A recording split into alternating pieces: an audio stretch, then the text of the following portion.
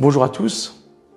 Cette formation s'adresse d'abord aux sacristains, que je voudrais d'une manière particulière remercier ici, dans toutes nos paroisses, ces hommes et ces femmes qui prennent de leur temps pour préparer les messes dominicales, qui sont non seulement là pour préparer techniquement ce qui sert à la messe, mais qui sont aussi des personnes appelées à anticiper beaucoup de choses à la messe, d'être des liens entre les différents intervenants de la messe, et puis qui ont aussi un rôle de vigilance durant la célébration eucharistique.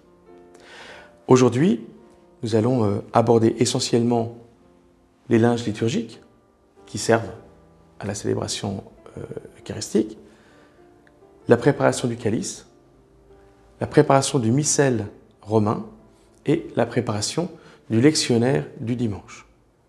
Quand je parle de mission du sacristain et d'anticipation, je pense non seulement à la vigilance sur le nombre dossiers à consacrer à la messe, mais aussi l'attention à recevoir tel ou tel groupe paroissial, d'être aussi le lien entre les servants d'autel, le chantre, l'animateur liturgique, l'organiste, le célébrant, qui quelquefois a aussi ses habitudes, d'avoir le souci de choisir, d'appeler les lecteurs, les personnes qui, dans l'idéal, se sont préparées à proclamer la parole de Dieu. D'ailleurs, dans ce domaine, nous préparons une préparation des lecteurs pour la messe du dimanche, ainsi que les lecteurs pour la prière universelle ou tous les intervenants de la messe. Soyez remerciés pour votre disponibilité et j'espère que cette formation pourra vous aider non seulement aujourd'hui, mais aussi un peu plus tard pour y revenir quand vous en sentirez le besoin.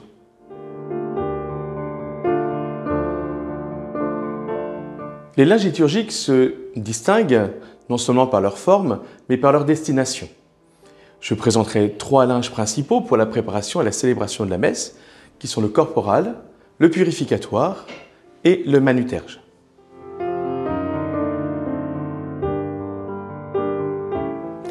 Le corporal, appelé ainsi parce que c'est sur cette pièce de tissu carré que l'on va poser le corps du Seigneur, à la fois la patène qui contient l'hostie qui deviendra le corps du Seigneur et le calice qui contient le vin qui deviendra le sang du Seigneur, bien sur lequel on pose le calice et la patène. Il est de forme carrée et il se distingue des autres linges liturgiques parce qu'il porte une croix toujours au milieu d'un des côtés de ce linge. Et la croix est toujours face au prêtre.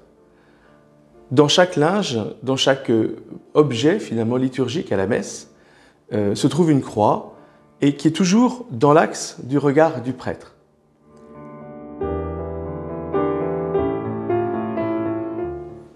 Le purificatoire, appelé ainsi parce qu'il sert, comme son nom l'indique, à purifier le calice après la communion du prêtre et des fidèles. Il sert aussi à éviter que des gouttes du précieux sang, pendant que le prêtre communie, soient répandues sur l'autel ou ailleurs.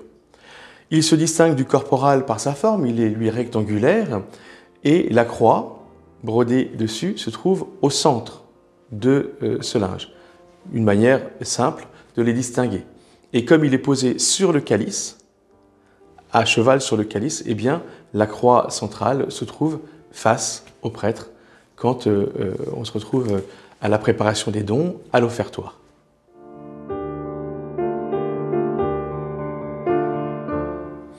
Enfin, le manuterge, qui, comme son nom l'indique, sert à s'essuyer les mains, qui sert au moment du lavabo, au moment de l'offertoire, de la présentation des dons, quand le prêtre va se purifier symboliquement en se lavant les mains avant d'entrer dans la prière eucharistique. Ce linge se distingue des autres par l'endroit de la croix qui se trouve dans un coin du linge. Il est plié aussi d'une manière particulière et c'est un linge qui habituellement est tenu par les servants d'hôtel.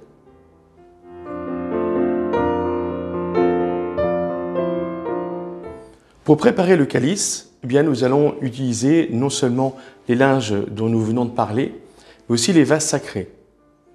La coupe qui s'appelle le calice et la patène, qui est ce plateau sur lequel on va poser l'hostie.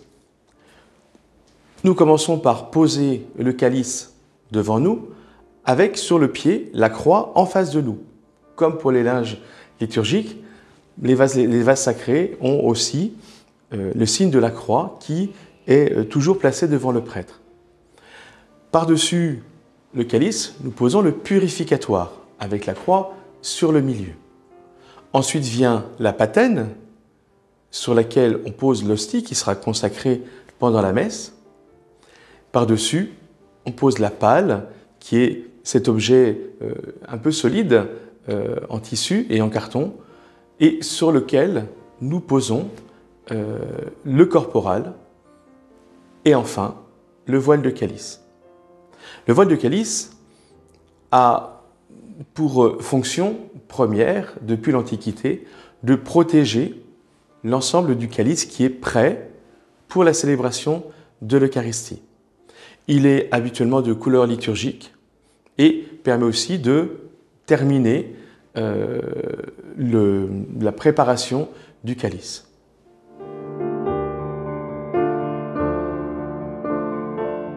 Le Missel romain est le livre qui regroupe toutes les prières de la messe. Vous aurez remarqué qu'il y a des signets en tissu et des onglets en cuir.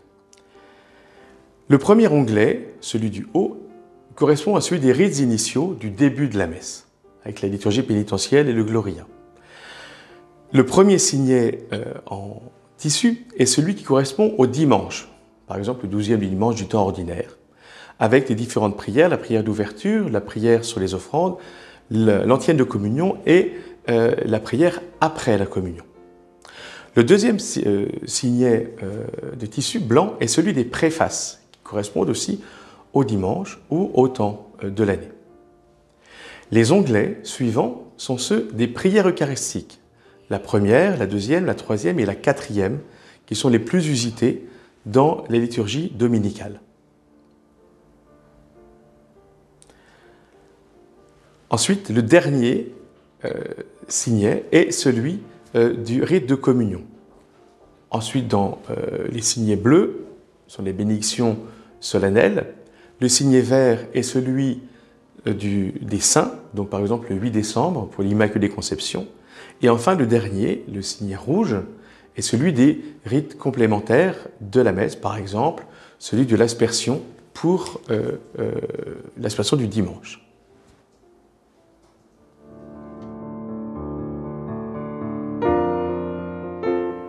La préparation du lectionnaire du dimanche. Le premier réflexe de toute personne qui ouvre un lectionnaire est d'aller à la fin à la table des matières. Vous remarquerez que les textes du dimanche sont divisés en 3 années, l'année A, l'année B, l'année C.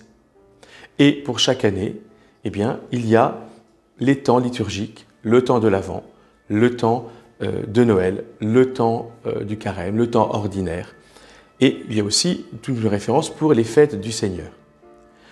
Une fois que vous avez trouvé le dimanche correspondant, vous vérifiez bien que c'est bien l'année A, l'année B ou l'année C.